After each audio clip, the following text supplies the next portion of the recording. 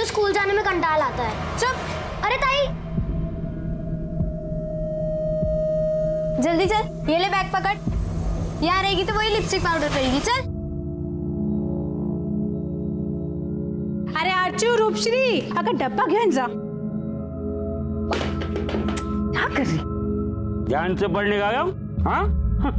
क्या? मुझे छोड़ कर आएगी? आई के पास जाना है। मैं तेरी आई हूँ, समझी? मैं हूँ। आई सोना, देख यही हमारी आई है। और जैसे रूपश्री की ताई है ना अर्चना, वैसे ही मैं तेरी ताई हूँ। हाँ ठीक है, चुप हो जा। अंदर ले जा। चल। अरे लक्ष्मी, ये क्या हो रहा है? अरे एक चिड़िया के पर गिर रहे हैं, दूसरी चिड़िया फूर हो रही है। धंधा कैसे करेगी? अरे अभी तो यात्री लोग के आने का टाइम शुरू हुआ है। तू अपना देख ना। हाँ, खुद की बोनी कैसे करेगी वो देख। मेरे पास ना मेरी अंजना है जो अच्छा खासा कमाती है, समझी? हाँ तो मेरे पास भी है ना, दासियों की रानी मेरी रूपश्री। इस साल यही समर्पित होगी। इधर आ, तुझे काला टीका लगा दूंगी पड़ोसियों की बुरी नजर से बचाने के लिए। अंजना चल अंदर, इन लोगों की ना बात नहीं सुनने की। जा जा चल ना। ए, अंजना, आज से तैयार रहने का क्या? पहले यात्री आ चुके हैं, दिन भर पहाड़ उतर चढ़ने के बाद रात को आ रहे दासी पूजने को। सर 10 दिन हो गए, मेरी बेटी का कुछ पता लगा? आपकी बेटी को ढूंढने की हम पूरी कोशिश कर रहे हैं। उसका फोटो भी सर्कुलेट किया है और सारे खबरियों को भी एक्टिव किया है। आप धीरज रखिए, जल्दी मिल जाएगी आपकी बेटी।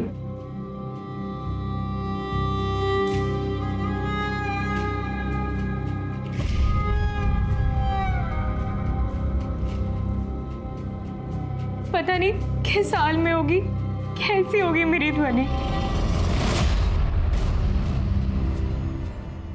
आई शपथ सारिका, ये लड़की तो एकदम स्पेशल है। तेरा भाग्य खोल देगी, जो भाग्य उगड़ेल। हाँ आजा आजा, तेरे को तेरे किस्मत का इंजेक्शन लगा दूं। आजा। हाँ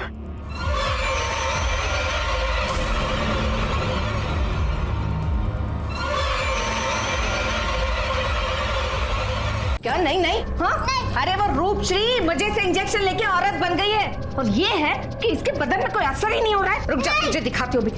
तेरी बाहर निकल, बाहर निकल, बाहर निकल बोला ना। मुझे गुस्सा मत दिला, बोल देती हो। अरे आई, अभी सुबह ही तो इंजेक्शन लगाया था उसको। इतना इंजेक्शन लगाएगी तो मर जाएगी वो। तू चुप कर, मरती है तो मर जाए।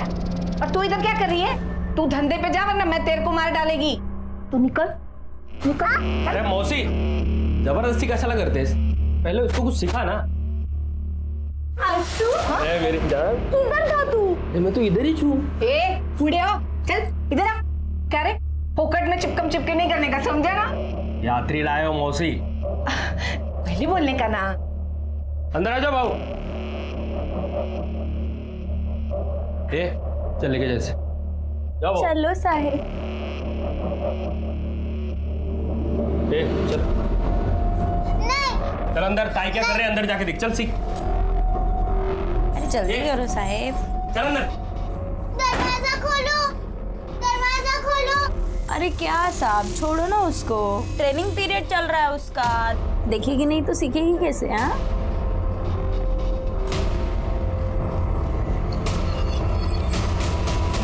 आजा मेरी राजकुमारी, आजा ध्यान से। हाँ अरे साहेब, अरे सुनो सुनो सुनो।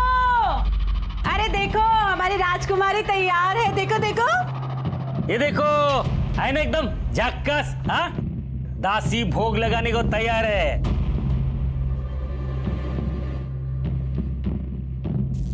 चल बेटा अंदर जाओ जा। ओ तात्यानु, इसके ऊपर पहाड़ी वाली देवी का आशीर्वाद है। अरे सोच क्या रहे साहेब, बोली लगाओ। हाँ बोली लगाओ, बोली लगाओ। कितना पैसा? साहेब अभी इसका नथ नहीं उतरा है तो पूरे 50,000 लेगी। 50,000? अरे 50,000 कुछ है? हाँ, इसके लिए बहुत कम है। और क्या? अरे कौन कौन लगा रहा है? हाँ। अरे भाऊ, हम यात्री है, सेठ जी नहीं है, कुछ समझ के बोलो। हाँ तो फिर मैं भी इंतजार करेगी। अरे कोई नसीब वाला होगा जो मेरी राजकुमारी की नथ उतारेगा। हाँ इतना पैसा नहीं है हमारे पास। नहीं है ना तो फिर निकलो यहाँ से। मैं अपनी दासी फोकट में नहीं दूंगी। अच्छा उसको छोड़ो, वो जो अंदर बैठी है ना उसका बोलो। अरे वो दासी नहीं है, रूपश्री चाहिए तो रोकड़ा लेके आना वरना निकल यहाँ से। आया बड़ा नाम बोलो, चल निकल।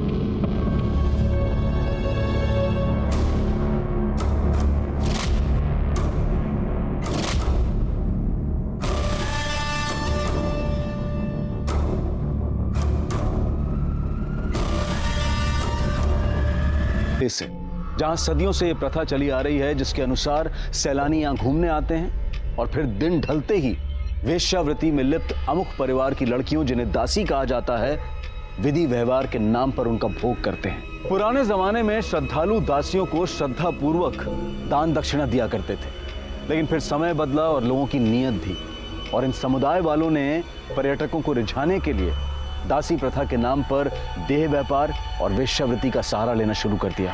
लेकिन क्या कुप्रथा के नाम पर यहां सिर्फ इतना ही अपराध हो रहा था या फिर इस जुर्म की जड़ें कहीं दूर तक फैली हुई थी?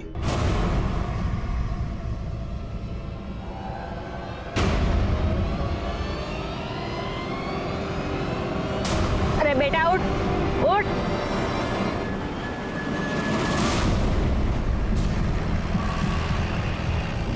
क्या मतलब किसकी है? सुबह से पड़ी है ऐसी। हाँ सुबह से आपने? हाँ मैं साफ करते हैं तभी देखा था उसको। पीछे हो, पीछे हो, आप लोग पीछे होइए, पीछे होइए आप लोग।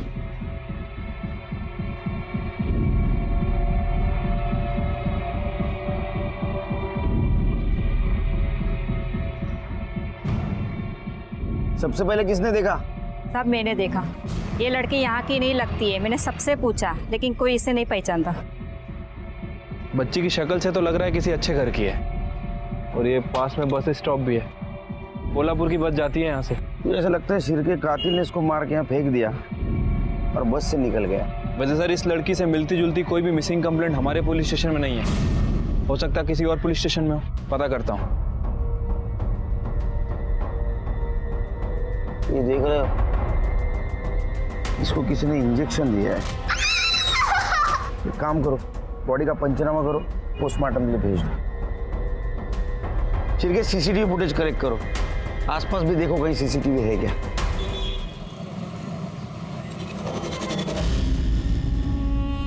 देखिए, आप लोगों को बार बार पुलिस स्टेशन आकर के परेशान होने की जरूरत नहीं है। आपकी बेटी के बारे में जो भी कुछ पता चलेगा मैं सामने से फोन करूंगा।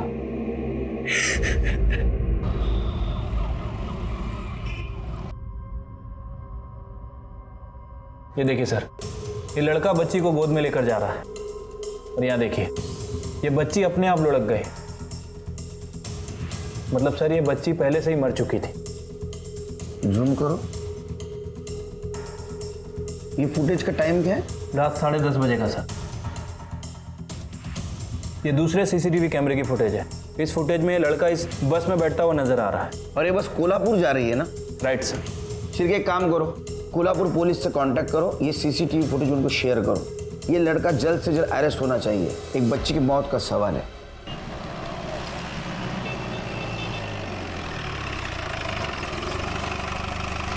सर कोल्हापुर से उस लड़के का कुछ पता चला? अभी तक तो नहीं सर। आसपास के इलाके में बच्ची के बारे में पूछताछ भी की है, लेकिन कोई बच्ची। फिर भी ये लड़की आसपास के डिस्ट्रिक्ट की होगी। एक काम करो, महाराष्ट्र पुलिस के वेबसाइट पे जा और मिसिंग सेक्शन में इसका प्रोफाइलिंग करो। सर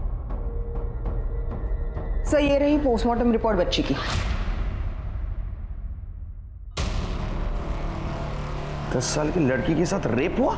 सर मैं पोस्टमार्टम करने वाले डॉक्टर के साथ ही थी। उनका कहना है कि बच्ची के साथ एक बार नहीं कई बार रेप हुआ है, और इंटरवल में हुआ है। और ये क्या है? जानवरों को दिए जाने वाले इंजेक्शन उसको दिए गए थे, ऑक्सीटॉक्सिन। Yes sir. और इतना ही नहीं, मौत की वजह रेप का ट्रॉमा, ब्लड लॉस और इंजेक्शन का ओवरडोज है। सर रिपोर्ट में यह भी मेंशन है कि उसकी मौत रात 9:30 से 12:30 बजे के बीच में हुई और बच्ची की बॉडी हमें नेक्स्ट डे मिली। मतलब उस लड़के ने उस बच्ची को जब दुकान के पीछे छोड़ा शायद वो मर चुकी थी सर। लेकिन शिरके, जानवरों वाला हार्मोनल इंजेक्शन इस लड़के को किसने और क्यों दिया होगा? सर मुझे लगता है कि मामला दासी प्रथा वाली बस्ती से कनेक्टेड है।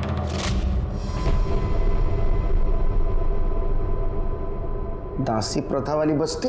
सर एक्चुअली ये लोग अपनी नाबालिग बच्चियों को ये हार्मोन्स का इंजेक्शन देकर उन्हें बड़ा करके उनसे देह व्यापार करवाते हैं। और ये सरेआम चल रहा है, हम लोगों को पता है, फिर भी हम कुछ नहीं कर सकते। सर पुलिस ने कई बार एक्शन लेने की कोशिश की, हम लोगों ने भी बहुत बार ट्राई किया, लेकिन हर बार ऊपर से प्रेशर आ जाता है। प्रथा का मामला है सर। प्रेशर का नतीजा क्या निकला? सामने है, एक 10 साल की लड़की के साथ रेप होता है, उसकी मौत होती है, वो भी हमारे पुलिस स्टेशन के एरिया में। तो इसके जिम्मेदार कौन है? हम। एक काम करो, उस बस्ती का सर्च वारंट निकालो और जिसके भी घर में सिरिंज मिले वही इस लड़की का कातिल है। सर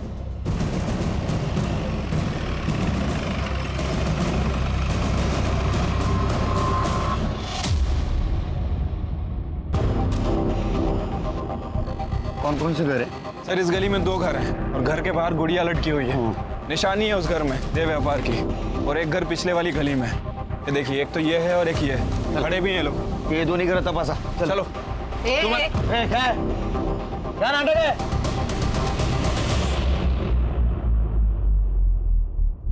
ओ साहब, पुलिस में नया है क्या? वर्दी वाले इधर नहीं आ सकते, निकलो इधर से सब के सब। देखो सर्च वारंट है हमारे पास। वारंट क्या होता है हमको नहीं मालूम, चलो निकलो। हमको सब कुछ पता है यहाँ क्या चलता है। दकियानुसी प्रथा के आड़ में तुम लोग देह व्यापार करते हो ना यहाँ। चलो बरा पूछा। बाहर की महिला हमारे घर में नहीं आ सकती, हमारी कुल देवी रोस्ट हो जाएगी। निकलो इधर।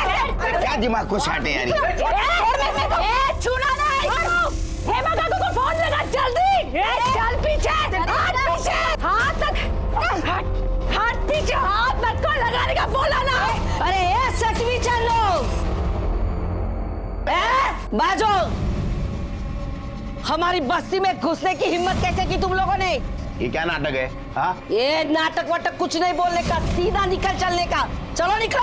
हमारे पास सर्च वारंट है, हमको सर्च करने दो। ये क्या होता है रे? तुम लोग को मालूम है क्या बोल रहे हैं? हमको ऐसा कुछ भी मालूम नहीं, निकलने का। चलो हमको जाने दो अंदर, तलाश लेने दो। साहब एक बार नहीं बोला ना, समझता नहीं है। देखो अगर तुम लोग नहीं गया ना तो मैं रॉकेट डाल के जला के लेगी। हाँ कोई नाटक मत करो ये। अरे क्या कर? निकलो। अरे उसको रोको। अरे साहब आप लोग जाओ ना। अरे क्यों रुका है? ये ले हम मचीज ले, जला डाल, खुद को जला डाल। अरे समझो उनको। सर चलते हैं यहाँ से, मामला बिगड़ जाएगा, बाद में देख लेंगे। ऐसे समुदाय किसी आपराधिक ग्रुप से कम नहीं होते। इन्हें पता होता है कि पुलिस ऑफिसर जब ड्यूटी पर होता है, वर्दी में होता है, तो उस पर कई किस्म की बंदिशें होती हैं जिसका ये लोग भरपूर फायदा उठाते हैं। लेकिन पुलिस के पास भी ऐसे लोगों से निपटने के अपने तरीके होते हैं और जब सीधी उंगली से घी नहीं निकलता तो पुलिस कई बार अनऑफिशियल तरीके भी अपनाती है, वो भी बिना वर्दी के। और तब बड़े से बड़ा बदमाश भी ये समझ जाता है कि अब उसकी खैर नहीं। और वो बस्ती वाले भी जानते थे कि पुलिस वर्दी उतार कर जब आती है तो वो किसी की नहीं होती। इस बच्ची को देखा है? नहीं साहब, ये अपने इधर की नहीं है। और इसे? नहीं साहब। जानते भी तो तुम नहीं बताते, तुमसे यही उम्मीद थी।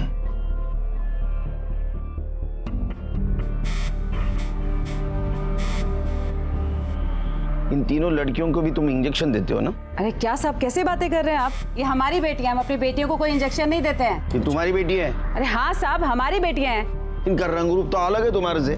अरे साहब इनके बाप लोग किधर किधर के यात्री रहते हैं, हमें कैसे मालूम? तुम दिन गिनना शुरू कर दो, ये तुम्हारी कुप्रथा में बंद करके रहूंगा।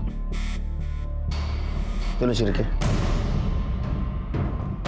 शिरके, अपने खबरियों को बोलो, पता करो कि वो लड़की और वो आदमी, उनका इन परिवारों से क्या कनेक्शन है। पुलिस के लिए इस लड़की की पहचान बेहद जरूरी थी और सबसे बड़ा सवाल ये था कि ये लड़की श्यामल जी गुजरात से कुंदवाड़ महाराष्ट्र तक कैसे पहुंची और इस मासूम बच्ची का कातिल कौन था।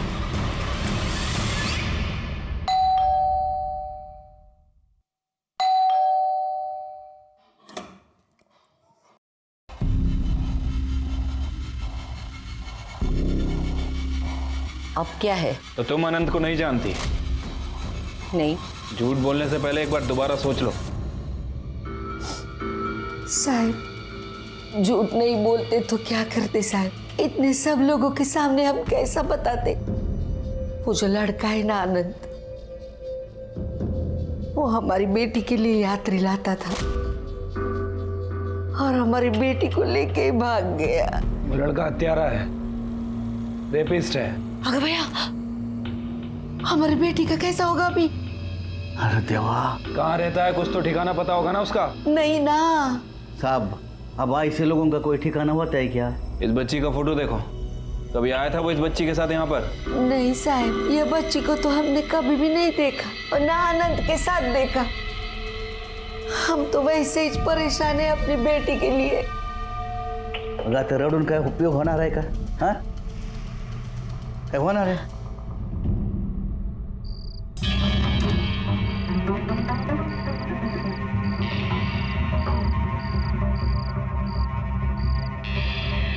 चल आज क्या हो गया? कल और पैसे लेगा ना, फिर दिखाऊंगा। अरे यार दिखाना। सब आज देख लेगी क्या? कल क्या देखेगी? चल निकल।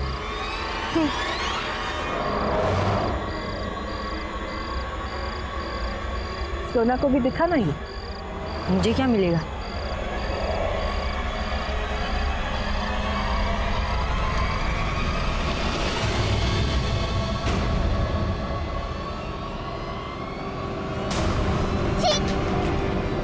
ये क्या किया तूने? इसका कुछ नहीं हो सकता।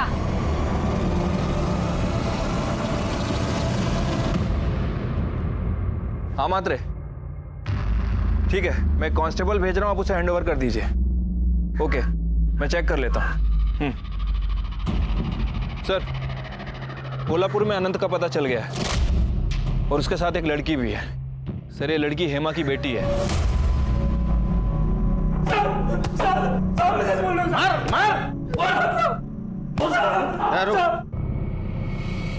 बोल बोल।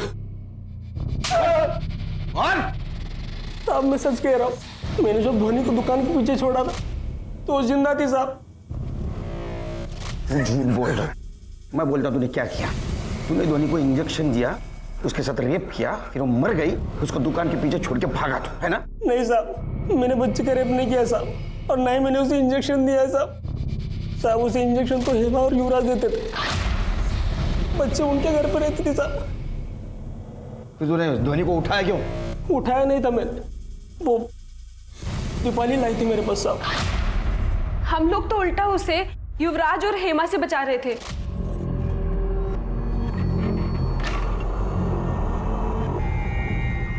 प्लीज दीदी मुझे जाने दो। प्लीज ठीक है। और फिर उसके बाद मैं उसे अपने साथ लेकर अनंत के पास गई। दीपाली, अनंत, तू इसे क्यों लेके आई साथ में? अनंत ये रो रही थी, बोली कि माँ के पास जाने का है। अब कहाँ ढूंढे इसके माँ बाप को? अनंत, किसी बड़े मंदिर में या अनाथ आश्रम में छोड़ देते हैं ना। अनंत अगर वहां रहेगी ना, उसे या तो मेरे जैसा बना देंगे या किसी को बेच देंगे। ठीक है, लेकिन सुन, तेरा इधर ज्यादा टाइम रुकना ठीक नहीं है। तो एक काम कर ले, कोल्हापुर के लिए निकल जा, और जो मैंने एड्रेस दिया था ना उधर ही रुकना, ठीक है? ठीक है। अब बच्ची की तबीयत खराब होने लगी थी और ज्यादा टाइम तक बाहर छुपना मेरे लिए मुश्किल था, तो मैंने बच्ची को टॉयलेट के पास छोड़ दिया साहब, और मैं कोल्हापुर के लिए निकल गया। अच्छी कहानी सुना रही है तू। ये क्यों नहीं बोलती बच्ची को बेचने के लिए उसे घर से उठाया था तूने? साहब मैं तो बस दीपाली के साथ भाग जाना चाहता था। मुझे क्या पता दीपाली ने बच्ची को बेचने का प्लान बनाया होगा तो। नहीं नहीं नहीं नहीं, मेरा ध्वनि को बेचने का कोई प्लान नहीं था। वो ना जरूर उस अनंत का होगा, तभी उसने मुझे पहले कोल्हापुर भेज दिया। मैंने ना ही बच्ची को बेचने की कोशिश की, ना ही उसे इंजेक्शन दिया और ना ही उसका रेप किया साहब। मैं सच कह रहा हूँ साहब, मैंने कुछ नहीं किया।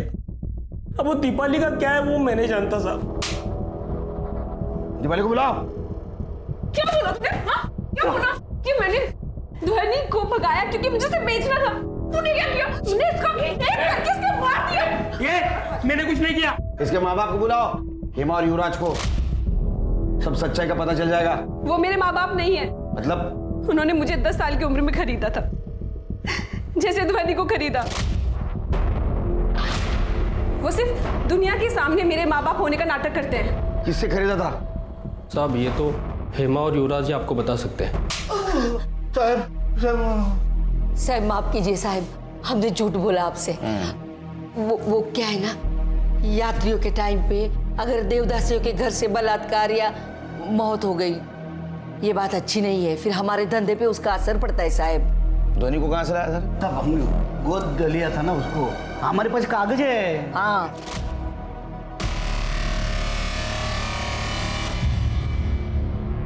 अरे बेटा, रटने का नहीं, काज नहीं करने का, मैं है ना। उसको वेश्यावृत्ति में उतारने के लिए इंजेक्शन दे रहा था ना तू?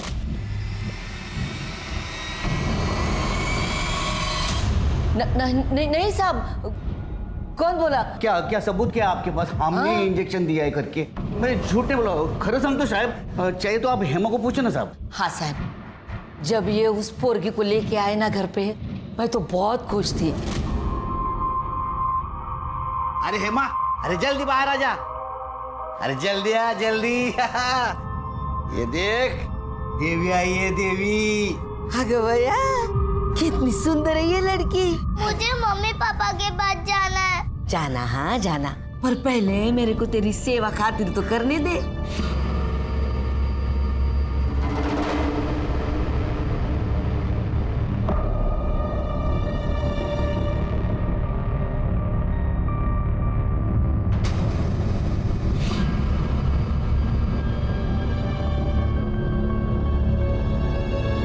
थोड़ी देर के बाद मैं उसको नहलाने को लेके गई, उसके ऊपर पानी डाला और देखा तो मेरे को धक्का लगा साहब।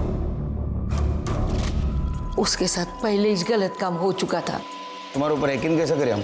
साहब, देवी माता की कसम खा के बोलती है मैं। तो धोनी को उठाया था या गोद लिया था? उठाया?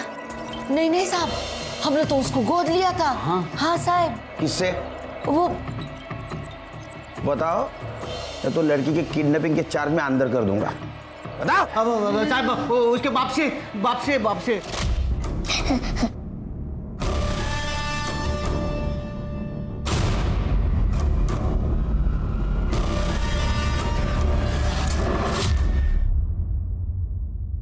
सर, ये मनसुख पटेल है। 7 स्टेट्स की पुलिस इसे ढूंढ रही है। सर, पेशे से ह्यूमन ट्रैफिकिंग, चाइल्ड ट्रैफिकिंग, इन्हीं सब चीजों में इन्वॉल्व है। मतलब ये सिर्फ कैरियर है, असली माँ बाप कोई और है? हो सकता है सर, किसी ने मनसुख पटेल को बच्ची बेची हो और मनसुख पटेल ने इन्हें बेच दी। मतलब ये समाज लड़कियों को खरीदता है, लेकिन पुलिस के डर की वजह से एडॉप्शन का नाटक करता है। राइट सर, आजकल ये फैशन हो गया है वैश्यावृत्ति का, और वैसे भी इन लोगों की प्रथा के हिसाब से ये लोग सिर्फ अपनी बच्चियों से वैश्यावृत्ति करवाते हैं। शिरके, देखो तो इस प्रथा के आड़ में जो जुर्म हो रहे हैं उसकी जड़ें कहाँ तक फैली हुई है। ये मनसुख पटेल हमें लड़कियों के असली माँ बाप तक पहुंचा सकता है। ये काम करो, स्टेट पुलिस को कांटेक्ट करो और अपने खबरों को एक्टिवेट कर दो। ये मनसुख पटेल जहाँ भी होगा ना, उसको उठाओ। सर, ये धोनी देसाई नाम से तो गुजराती लगती है, और मुंबई में बहुत सारे गुजराती रहते हैं। मैं काम करता हूँ, मुंबई पुलिस से कांटेक्ट करता हूँ। गुजरात पुलिस को भी करो। जी सर, इस दीपाली और आनंद का क्या करना है? जब तक ये केस सॉल्व नहीं होता उनको क्लीन चिट नहीं दे सकते हम। हेलो, मैं सब इंस्पेक्टर देवन पटेल, शामाजी पुलिस स्टेशन गुजरात से बोल रहा हूँ। आपने जिस बच्ची की फोटो शेयर की थी, उसकी मिसिंग कंप्लेंट हमारे पुलिस स्टेशन में पिछले 15 दिन पहले उसके माँ बाप और उसके चाचा ने दर्ज करवाई थी। ठीक है, आप कुरुंदवार आके बच्ची की बॉडी कलेक्ट कर लीजिए। ओके।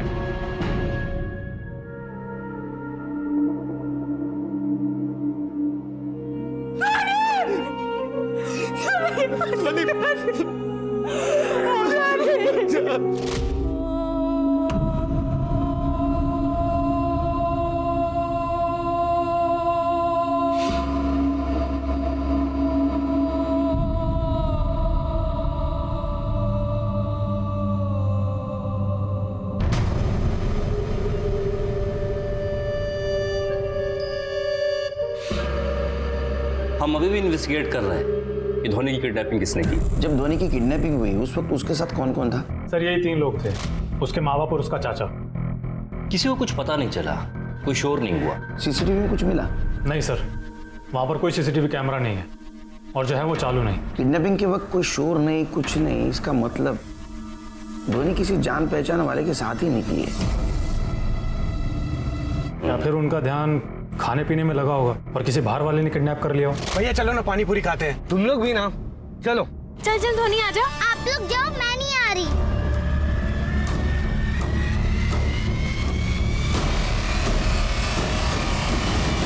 ध्वनि, ध्वनि कहाँ गई? जिसने भी ध्वनि को किडनैप किया वो जरूर जानता होगा कि ध्वनि मनसुख पटेल तक कैसे पहुंची। हमने लोकल किडनैपर्स को भी राउंड अप किया है, लेकिन वहां से कोई लीड नहीं मिली। ध्वनि मनसुख पटेल के हाथ बेची गई इस बात की खबर तो मिली थी, लेकिन मनसुख पटेल फरार हो गया। ये ध्वनि के फैमिली में और कितने लोग हैं? गुजराती लोगों की फैमिली बड़ी होती है। ये ध्वनि के घर वालों पर और रिश्तेदारों पर नजर रखो, क्योंकि ये काम किसी अंदर वाले का ही हो सकता है। एक इंपॉर्टेंट बात और कि पराग देसिया सोनल का सेकंड हस्बैंड है और ध्वनि का सौतेला बाप। क्या? 10 साल की बच्ची ध्वनि की किडनैपिंग, रेप और मर्डर का रहस्य और उलझता जा रहा था। क्या वाकई पराग ने एक अच्छे पिता बनने का दिखावा किया और बेटी को बेच दिया? उन्हें अपनी बच्ची का मृत शरीर तो मिल गया, लेकिन ये नहीं पता चल पाया कि गुजरात के शामला जी में ध्वनि की किडनैपिंग किसने की और वो तस्कर मनसुख पटेल तक कैसे पहुंची। महाराष्ट्र पुलिस बहुत जोर शोर से मनसुख पटेल की तलाश में लग चुकी थी। इन मासूमों को दलदल में धकेलने की सजा उसे जरूर मिलनी थी, लेकिन कुरुंदवाड़ में कुप्रथा के नाम पर जिस्म फरोशी के कारोबार में कोई रुकावट नहीं आई। और फिर अचानक इस समुदाय के इर्द गिर्द एक ऐसी घटना घटी कि पुलिस सख्ते में आ गई और ये केस ब्लैक हेडलाइंस बनकर सुर्खियों में छा गया।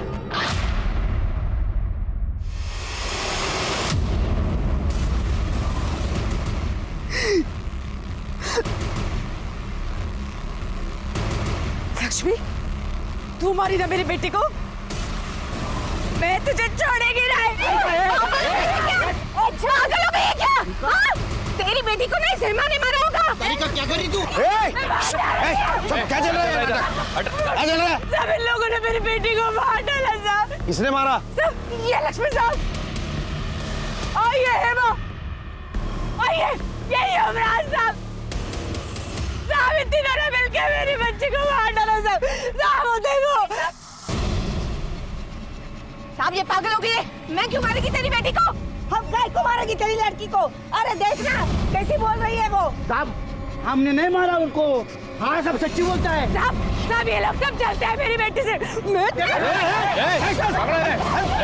लेके चलो इनको, साइड में लेके चलो। लेके चलो पीछे, चलो दूर। छोड़ेगी नहीं है ना, ए लक्ष्मी में मार डालेगी।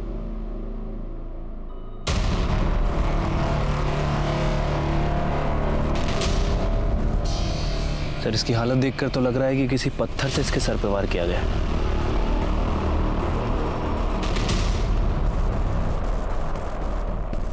फिर के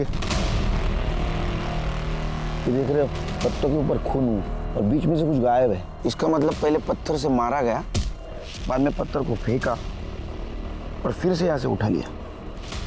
सर हो सकता है कि पत्थर कहीं आसपास ही फेंका हो। ढूंढने की कोशिश करते हैं। बॉडी का पंचनामा करो, पोस्टमार्टम के लिए भेज दो और इन सबसे अलग अलग पूछताछ करते हैं। ठीक है सर। साहब ये लक्ष्मी और ये हेमा, ये मेरी बेटी को खरीदना चाहती थी साहब, पर मैं बेचना नहीं चाहती थी साहब, बिल्कुल बेचना नहीं चाहती थी। इन दोनों के मन में खोट आ गया और मार दिया मेरी बेटी को। साहब हम काहे को मारेंगे रूपश्री को? हाँ, हमने तो सारिका को 1.5 लाख रुपया दिया था रूपश्री को खरीदने के वास्ते। सारिका ने खुद ही मारा है उसको और अभी नाटक कर रहे लिए। आओ बोले ना। नहीं तो क्या हमारे पे फुकट का इल्जाम क्यों लेता है? मेरे को सच्ची लगता है हेमा ने खून किया होगा। अभी वो अपने 1.5 लाख रुपए मांगेगी और फिर नवी लड़की लाएगी। सारा टेंशन ही खत्म। गुनहगार तो सब है, इनसे तो बाद में निपट लेंगे। सबसे पहले ये पता करो कि रूपश्री का मर्डर किसने और क्यों किया, और ध्वनि के मर्डर से उसका कुछ कनेक्शन है क्या? सर मैं सभी स्टेट की पुलिस के टच में हूँ। अभी तक इस मनसुख का कुछ पता नहीं चला। सर एक बार इस मनसुख पटेल का पता चल जाए तो ध्वनि की किडनैपिंग, मर्डर और रेप ये केस आसानी से सॉल्व हो जाएगा। ये सारिका को और एक बेटी थी ना? हाँ सर, अर्चना नाम है उसका। अर्चना? ये अर्चना रूपश्री से बड़ी थी, तो फिर अर्चना को खरीदने की बात किसी ने क्यों नहीं की? रूपश्री से जैसा देह व्यापार करवाते थे वैसा अर्चना से क्यों नहीं करवाया?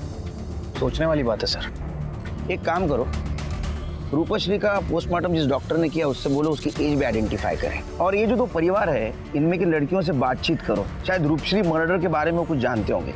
Right sir. बॉडी को पोस्टमार्टम के लिए भेज दो और तीनों लड़कियों को मेडिकल के लिए जाओ। ठीक है सर।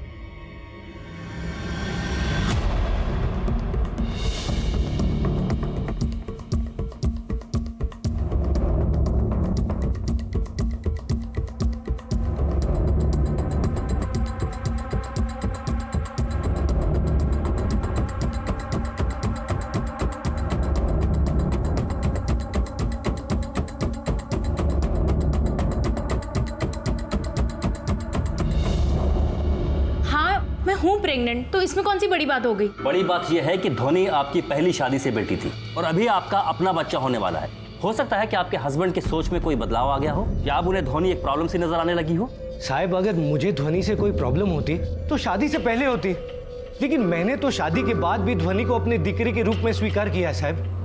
और हर रिश्ता खून का नहीं होता है, कुछ मन का भी होता है। फिर ऐसा कैसे हो सकता है कि सरेआम ध्वनि गायब हो गई आप तीनों के सामने और आप तीनों को कुछ खबर नहीं हुई? मुझे तो लगता है कि आप दोनों भी इस किडनैपिंग में शामिल हैं। एनफ इंस्पेक्टर, आप इंक्वायरी के नाम पर कुछ भी नहीं बोल सकते। आपको चाहे जितना भी बुरा लगे, लेकिन जब तक मैं सच नहीं ढूंढ लूंगा आपको बार बार पुलिस स्टेशन बुलाता रहूंगा। सर, बार बार पूछने से मेरा बयान नहीं बदलेगा। मैंने ना ही भैया और ना ही भाभी की हेल्प की है। सर, मैं दोनों के साथ पानी पूरी खा रहा था। मैं कैसे ध्वनि का किडनैप करूंगा या करवाऊंगा? सर, रूपश्री की पीएम रिपोर्ट। ये रूपश्री को भी हार्मोनल इंजेक्शन दिया गया था, ऑक्सीटॉक्सिन, और इसकी उम्र भी ध्वनि की तरह 10 साल की थी। चिरके, ये लोग तो बिंदास इंजेक्शन का इस्तेमाल छोटे बच्चों के ऊपर कर रहे हैं, हाँ? और उनके शरीर का और दिमाग का इस्तेमाल अपने फायदे के लिए कर रहे हैं। सर, लेकिन एक अच्छी बात है, रूपश्री के साथ कोई भी सेक्सुअल एक्टिविटी नहीं हुई है। तो मर्डर की वजह भी यही हो सकती है, क्योंकि उसको भी वो मार्केट में उतारने वाले थे। सर, ये रही अर्चना, अंजना और सोना की मेडिकल रिपोर्ट्स। अर्चना को इंजेक्शन नहीं दिया जा रहा था, लेकिन सोना को इंजेक्शन दिया जा रहा था। यस सर, अर्चना की उम्र 15 साल है, जबकि अंजना की उम्र 26 साल है। वो डीएनए टेस्ट का क्या हुआ, करवाया? यस सर, डॉक्टर ने अर्चना और रूपश्री और साथ में सोना और अंजना का डीएनए टेस्ट किया है।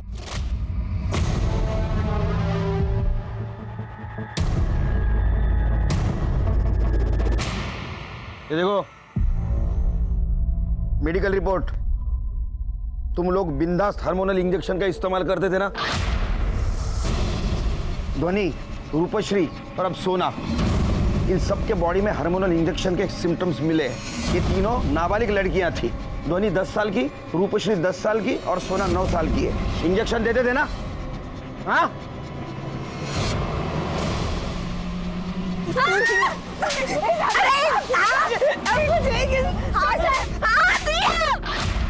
हमने इंजेक्शन दिया। अरे नहीं देते तो हमारी रोजी रोटी का क्या होता? और ये प्रथा है हमारी, कुलदेवी रूठ जाती जो नहीं करते। चुप! कुलदेवी तुम्हारे कान में आके बोलती थी क्या? दूसरों के बच्चों का इस्तेमाल करो, अपने बच्चों को बचा के रखो। साहब, ये क्या कह रहे हैं आप साहब? जो सुन रही हो, देखो झूठ बोलने से कुछ फायदा नहीं अभी, समझी? मेरे पास मेडिकल रिपोर्ट है। रूपश्री तुम्हारी बच्ची नहीं थी। अंजना और सोना ये दोनों बहनें नहीं थी। अर्चना तुम्हारी बच्ची थी और उसको तुमने वेश्यावृत्ति में नहीं डाला। हाँ साहब, क्योंकि मैं नहीं चाहती थी कि वो मेरी तरह इस नजर में रहे। मैं उसकी शादी कराना चाहती थी और चाहती थी कि वो दूसरे गांव में चली जाए, इसीलिए दूर रखा उसको इस सब चीजों से। और रूपश्री को मार दिया? नहीं साहब, मैंने रूपश्री को नहीं मारा साहब। वो मेरी बच्ची थी साहब। अर्ची और रूपश्री को बराबर प्यार देती थी साहब। ये हेमा और ये लक्ष्मी, ये दोनों जलती थी साहब मेरी बच्ची से। चुप क्या? हो गया तेरा गाना चालू वापिस से। और कुलदेवी ना मेरे को जला डाले जो मैंने तेरी बेटी को मारा है तो। चुप बैठ। क्या सच है क्या झूठ है सब पता चल जाएगा, समझा ना? तुम सब गुनहगार हो। बच्चों की खरीदारी, उनको हार्मोनल इंजेक्शन देना और उनसे वेश्यावृत्ति करवाना, ये सब चार्ज लगेगी तुम पे। रॉकेल का डिब्बा लाके दूं? चलाओगी अभी? चल लेके जाओ इनको सब। आखिरकार पुलिस ने प्रथा की आड़ में जिस्म फरोशी करने वाले इस समुदाय को गिरफ्तार कर लिया, लेकिन पुलिस के पास अब भी कई लक्ष्य थे। पहला, अंजना, सोना और रूपश्री जैसी लड़कियों की पहचान करना, वो कौन थी, कहां से आई थी, उन्हें उनके परिवार तक पहुंचाना। और दूसरा, इन हार्मोनल इंजेक्शंस को बंद करवाना, जिससे प्रथा के नाम पर यह बाल वेश्यावृत्ति खत्म की जा सके।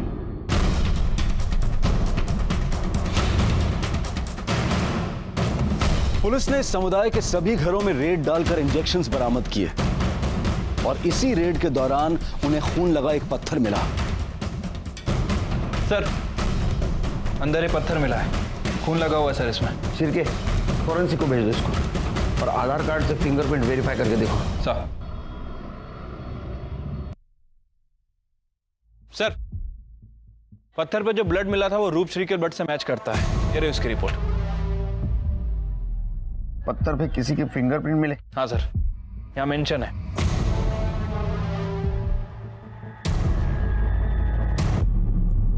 हाँ, मैंने रूपश्री को मारा। क्यों? अब तो दासी बनने की तैयारी शुरू कर दे।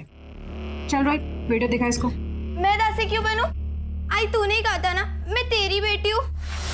मुझे ये सब करने की कोई जरूरत नहीं है। हाँ कहा था, पर तब रूपश्री हमारे साथ रहती थी। अब हम उसे हेमा काकी को बेच रहे हैं। पूरे 1.5 लाख मिलेंगे इसके। अरे सोच जरा, ये 1.5 लाख रुपए, और फिर तू भी तो कमाएगी। हम लोग कितने अमीर हो जाएंगे, है ना? फिर माँ ने मुझे जबरदस्ती सागर के साथ प्रैक्टिस के लिए सुलाया। मैंने तभी सोच लिया, अगर रूपश्री नहीं बिकती तो मेरा कुछ बुरा नहीं होता। रूपश्री ने मेरी जिंदगी खराब की, मैंने उसे मार दिया। रूपश्री, कल तू जा रही है ना, तो तुझे एक गिफ्ट देना है। गिफ्ट? हाँ। ताई बताओ ना, गिफ्ट कहाँ है? ताई ताई ताई ताई, ये क्या कर रहे हो ताई? ताई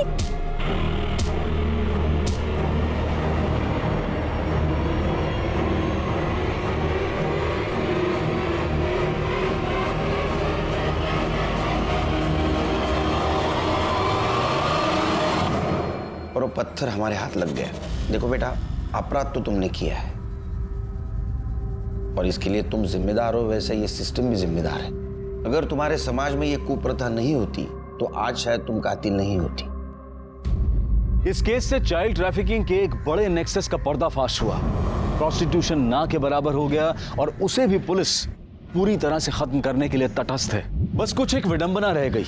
अंजना के माता पिता ने उसे फिर से नहीं अपनाया और सोना के माता पिता का कुछ पता नहीं चला। उनकी तलाश अब भी जारी है। हेलो। हाँ सुनील जी, सारे पर्सनल एंगल खंगाल लिए हैं, लेकिन कुछ नहीं मिला। मेरे पास एक खबर है, ये मनसुख पटेल का पता चल चुका है और मेरा पीएसआई उसको कुरुंदवाड़ लेके आ रहा है। तब तक तुम एक काम करो, जिसने भी बच्ची को बेचा होगा उसको मनसुख पटेल ने पैसे दिए होंगे। बच्ची की फैमिली और फ्रेंड्स, उनके बैंक स्टेटमेंट चेक करो। अगर किसी के अकाउंट में मेजर ट्रांजैक्शन हुआ है या कोई मूवमेंट हुई है तो जरूर उसी ने कुछ गड़बड़ की होगी। ओके।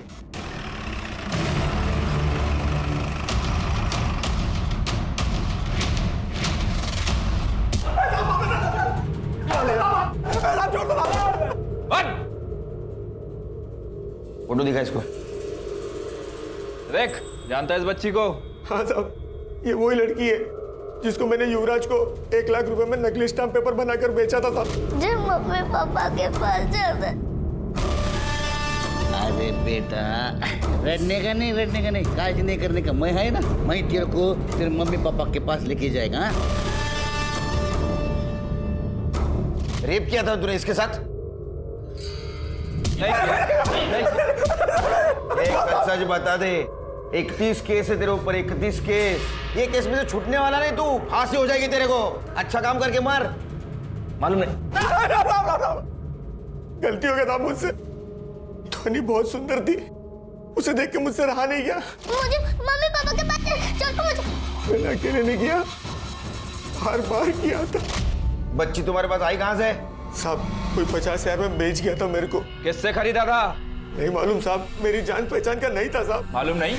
नहीं मालूम। बोलता था। आया ध्यान में आया? बच्ची का मामा गौरव।